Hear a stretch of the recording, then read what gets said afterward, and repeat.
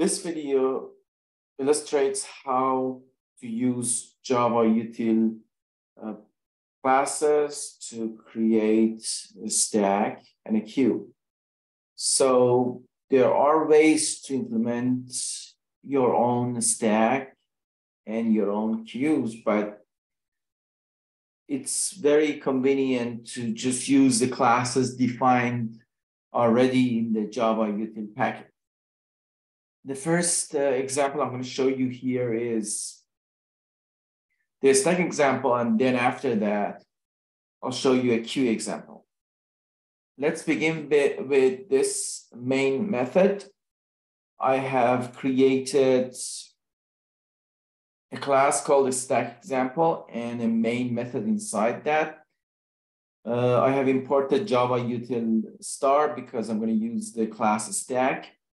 Then I have instantiated an object from the stack class. Stack of integers is the type. The name of the variable is stack, and it's equal to a new stack. Now, what I'm going to do here is simply push the first 5 non-negative integers from 0 to 4. Using this for loop, I have said system out println pushing I, and I have said stack.push I. So the obvious operation of stacks, which are last in first out data structures or first in last out data structures, is to push an element, to add an element at the top of a stack. The method that does this for you is called push. It's very simple, a stack.push. After pushing the 5 elements, I have used stack.peek to read the top of a stack, which should be basically the number 4.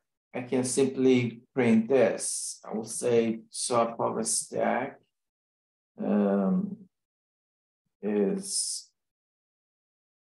Then I will print the output, the return value of peak. I'm pretty sure it's going to return 4. And then after that, while loop, as long as the stack is not empty, keep popping elements from the stack and print out popping that element. So again, stacks are data structures that allow you to only have access to one end of it. So the same end that you push an element to the stack is the same end that you're allowed to pop from it. So when I pop all the elements from this stack, I expect to see the numbers in a decreasing fashion, which means 4, 3, 2, 1, 0. This is the opposite order of pushing them. So let's see if that's what we're going to get. By running this, I will observe the output. And as you see, it first pushes the first 5 non-negative integers.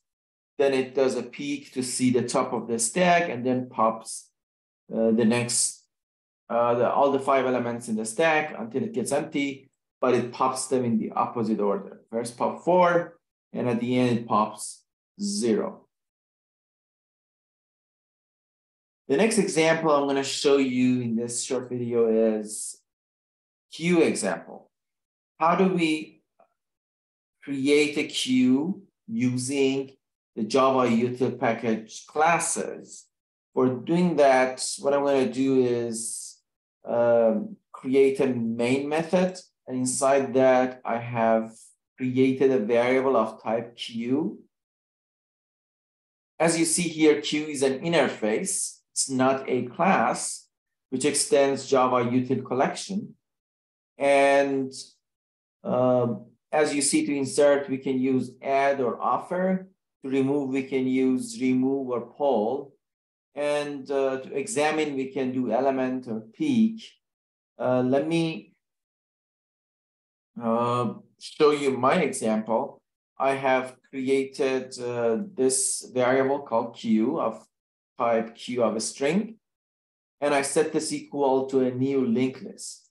Why new linked list? Because queue is not a class. You cannot instantiate from queue. Instead, you're going to instantiate from the linked list class, which implements queue. So therefore, a linked list is a queue, and it has all of its methods, which means it has an add, it has offer, it has remove, it has poll, and the two methods for examining the elements, which are element and, as I mentioned earlier, peak. So in line 5, I have created an array of fruits. I have placed them in alphabetical order from apple to kiwi, orange, pineapple, all the way to strawberry. I have 5 different fruits. And then here I have printed, let's do an experiment using add and remove. So whenever I do an add with this queue, which is now a new linked list, you can think of it as an in-queue operation. In-queue, in a queue abstract data type, will basically add an element to the queue from the rear end. And whenever I do remove, think about it like a dequeue operation. Dequeue always remove an element from the queue from the front end. So because we are accessing 2 different ends of the queue for insert and remove operation, the queue basically exhibits the first in, first out behavior, which means the first element that gets in is the first element that gets out. It's the opposite of a stack, which was first in, last out, or last in, first out. So let's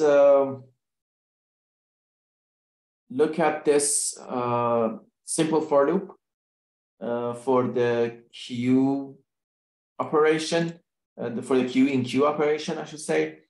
In a for loop from 0 to 4, I have added the fruit I to the queue. So first I add or in queue apple, then kiwi, then orange, then pineapple, then strawberry.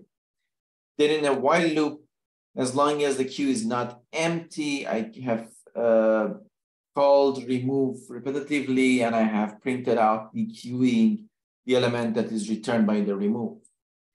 And that pretty much should give us basically the same sequence of fruits in an alphabetical order. When you're in queuing in this order, from apple all the way to strawberry.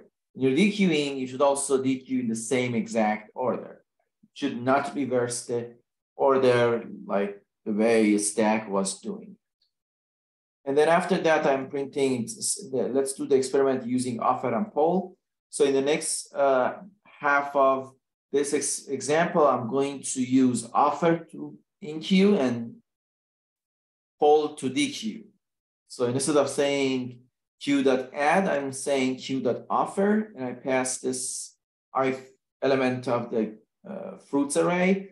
And in the while loop, as long as queue is not empty, I have called poll to remove or to dequeue an element from the queue. You can simply examine the objects if you want using element or the peak, but you know, let's keep it simple and just run this and find out what's going to be the output.